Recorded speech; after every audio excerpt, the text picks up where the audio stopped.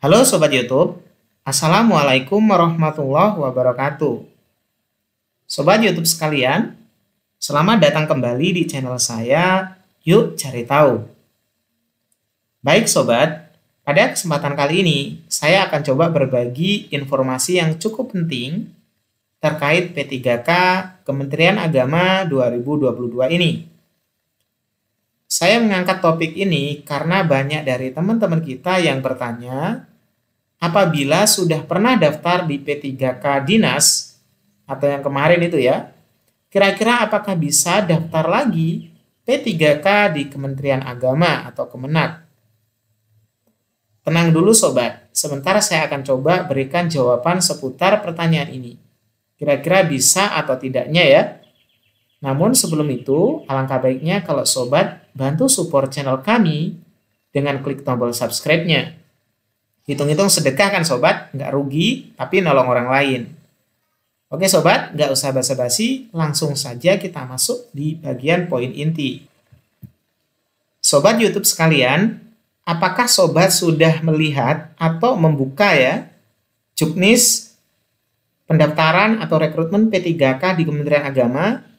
Kalau belum, silahkan lihat dulu Sobat, karena ada poin penting di sana. Khususnya di poin 5, tentang cara atau tata cara pendaftaran dan dokumen persyaratan. Di sini di bagian tata cara pendaftaran itu ada namanya pembuatan akun pada SSCASN. Nah, ini sangat penting untuk diketahui untuk menjawab hal tadi. Saya garis bawahi di sini Sobat. Pelamar wajib melakukan pendaftaran secara online dan mengunggah dokumen yang dipersyaratkan sesuai dengan jadwal serta ketentuan di SSCASN ini.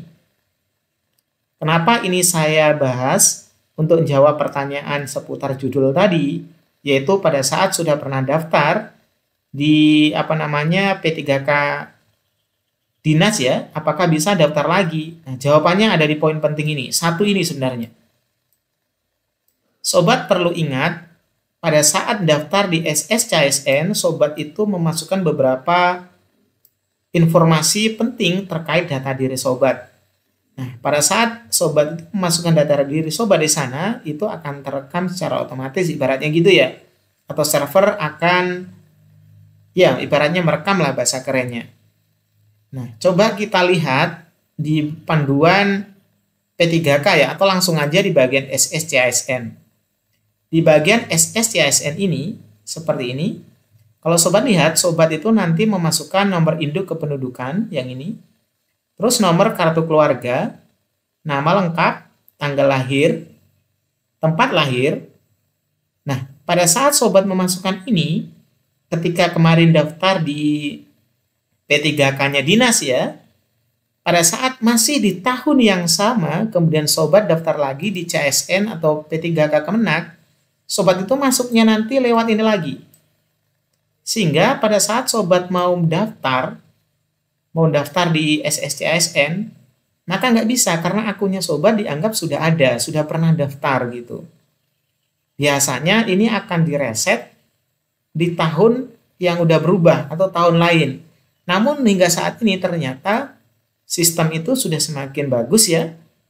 Pada saat Sobat pernah daftar di tahun 2021, akunnya itu ternyata masih disimpan untuk digunakan di tahun 2022 ini. Sehingga pada saat Sobat itu pernah daftar ya, kemarin ini di P3K Dinas, kemungkinan, saya nggak tahu pasti ya, kemungkinan besar nggak akan bisa daftar lagi karena akunnya sudah kedaftar. Nah, solusinya gimana? Nah, solusi pertama, Sobat cek dulu di dalam akun tersebut atau di bagian SSCASN, kira-kira masih bisa memilih formasi atau tidak. Harusnya sih nggak bisa ya, karena waktunya sudah berbeda. Tapi mudah-mudahan dikasih keringanan, nanti bisa lagi dibuka. Biasanya kalau di sistem itu kayak gitu, nanti ada perubahan atau keringanan, sehingga Sobat itu masih bisa memperbaiki data diri ataupun melakukan perubahan-perubahan tertentu seperti memilih formasi gitu ya. Yang kemarin di Dinas, mudah-mudahan ini bisa memilih di Kementerian Agama karena akunnya masih sama. Jadi kalau bagian pembuatan akun nggak perlu buat akun lagi karena memang data dirinya masih sama kayak gitu. Nah, perlu sobat pahami kalau sobat nanti masuk di bagian SSCSN di sebelah sini dalam pembuatan akun itu dikasih peringatan penting ya. Pelamar membuat akun SSCSN menggunakan nomor induk kependudukan dan nomor kartu keluarga atau bagian nomor induknya kepala keluarga ya yang tercantum di kartu keluarga pelamar. Dalam pembuatan akun ini, proses validasi data kependudukan berdasarkan data dari Dukcapil. Jadi jika nanti misalkan sobat mengalami kendala, sobat itu langsung menghubungi Dukcapil. Nah, poin pentingnya di sini. Saya tandai di sini dulu. Ini ada poin penting supaya sobat bisa jadikan catatan ya. Jika diketahui dan dibuktikan bahwa terdapat penggunaan 2 atau lebih NIK yang berbeda pada pelamar seleksi calon aparatur sipil negara, maka akan dianggap gugur atau dapat dikenakan sanksi.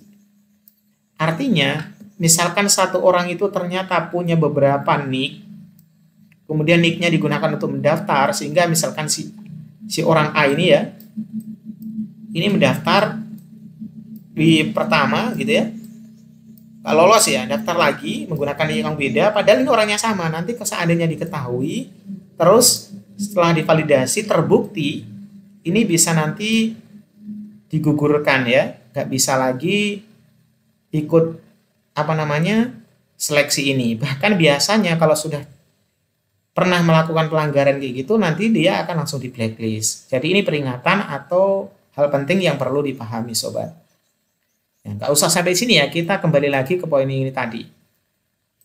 Jadi kemungkinan jawaban yang paling penting atau paling tepat untuk menjawab terkait judul tadi, apakah bisa kira-kira daftar lagi, ingat ya kata kuncinya daftar lagi di sini, di Kemenak ini, kalau daftar akunnya nggak bisa. Kenapa? Karena memang sudah pernah daftar menggunakan NIK serta nomor KK yang sama.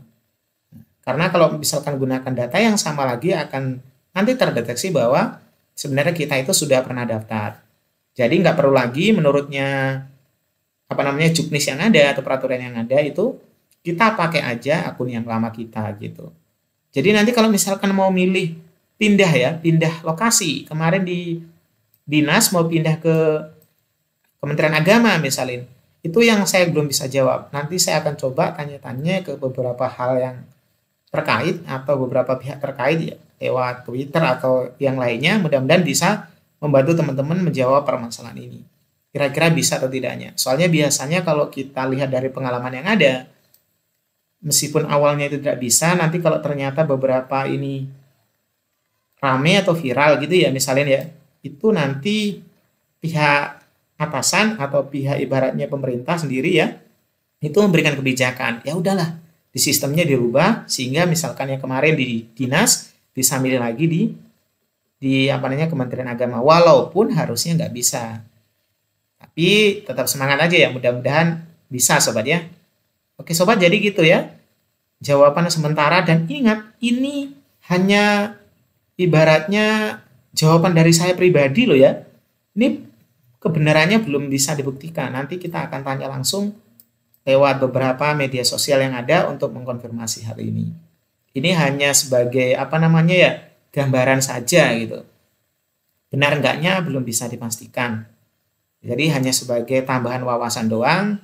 Mudah-mudahan video sederhana ini bisa bermanfaat buat sobat sekalian. Mohon maaf kalau jawabannya kira-kira kurang sesuai dengan harapan sobat sekalian. Terima kasih banyak sudah nonton hingga sampai saat ini. Assalamualaikum warahmatullahi wabarakatuh.